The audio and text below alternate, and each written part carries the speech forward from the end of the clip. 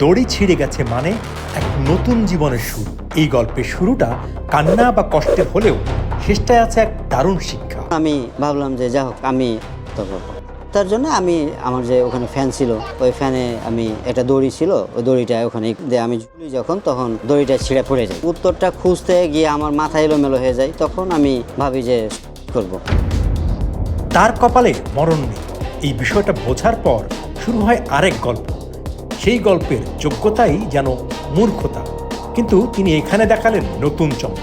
তো আমি যখন কাউকে বলতাম যে আমি চায়ের দোকান দিব, তখন বলতো যে তুমি শিক্ষিত মানুষ, তুমি চায়ের দোকান দিবা, মানে তোমার যে মাথা নষ্ট হয়ে গেছে, তুমি কেমন যেন আউলিয়ে যেতেছো, এলোমেলো হয়ে যেতেছো। তো আমি আসলে যতজনের সাথে কথা বলছি সবাই এই একটা কথাই বলছে। তো আমি তখন ভাবছি যে কিরে ভাই, শিক্ষাটাই কি এখানে মূল বাধা হয়ে আসতেছে?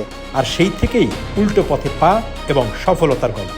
এমন একটা নাম দেবো যাতে শিক্ষাটাই ওর ভেতরে থাকে। তারপরে হলো MA পাস্ট চাওয়ালা। তারপরেই আসলেই মানুষজন এটা ট্রল করে এবং অনেকজন এটাকে পজিটিভভাবে নেয়। আসলেই আল্লাহর অশেষ মেহেরবানিতে বেঁচে আছি এখন। আমার যে ওয়ার্কো নামে একটা প্ল্যাটফর্ম ছিল, এই লার্নিং প্ল্যাটফর্ম, এমনও দিন গেছে আমি একদিনে 2বার মৃত্যুর হাত থেকে বেঁচে এসেছি।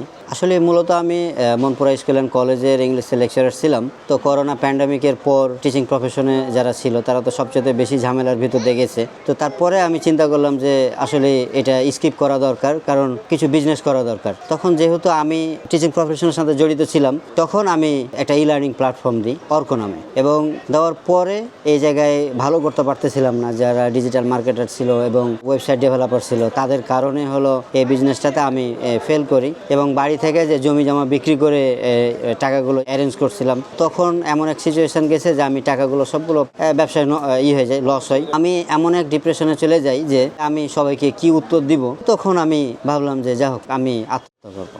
তার জন্য আমি আমার যে ওখানে ফ্যান ছিল ওই ফ্যানে আমি একটা দড়ি ছিল ওই দড়িটা ওখানে ঝুলি যখন তখন দড়িটা ছিঁড়ে পড়ে যায়। পড়ার পরে আমার আছে মানে অনেকক্ষণ পরে যে আল্লাহ আমি কি করতেছিলাম, কোন জায়গা থেকে আমি বেঁচে আসলাম। তখন আমার আসলে মানে বাচ্চার কথা মনে পড়ে, আমার ছেলের কথা মনে পড়ে যে আমার কিছু আজকে হয়ে যেত তাহলে আসলে আমার পরিবারটা তো একেবারে রাস্তায় নেমে যেত। খুব আল্লাহর কাছে করলাম যে আল্লাহ আসলে কি হলো এটা। তো প্রথম দিকে আমি চিন্তা করলাম যে চায়ের দোকানগুলোতে মানুষজন অনেক হয়, তখন আমি ভাবলাম যে তাহলে আমি একটা চায়ের দোকান দেবো, এমন একটা নাম দেবো যাতে শিক্ষাটাই ওর ভেতরে থাকে। তারপরে হলো MA পাস্ট চাওয়ালা। তো এটা শ্রুতি মতো দেখাইতেছিল না, তারপরে ফাইনাল করলাম যে MA পাস্ট চাওয়ালা। যখন আসলে আমাদের মানে MA পাস্ট চাওয়ালা প্রথম মানে কালের কণ্ঠ আমাদেরকে নিয়ে ফিচার করে, তো ওই ভাই যখন ফিচার করার পরে প্রথম আলো এবং অনেক লিডিং পর্যায়ের যে টিভি চ্যানেল পত্রিকাগুলো এবং বাংলা টিভির যে CEO উনি হলো মানে ফোন দিয়ে বলতেছে যে না ভাই তুমি অনেক ভালো কাজ করতেছো। মানে যখন এরকম বড় বড় মানুষেরা যখন ফোন দিয়ে আমাকে বলতেছে না আমি ভালো কাজ করতেছি, তখন আমি মনে হয়েছে যে না তাহলে আমি মনে হয় রাইটটা কি আছি। আমরা প্রথম দিকে কি করতাম যে আমরা যদি 1 কাপ চা বানাইতাম কাস্টমারকে দিতাম, তাহলে ওই 1 কাপ চায়ের ছবি ফেসবুক পেজে দিতাম,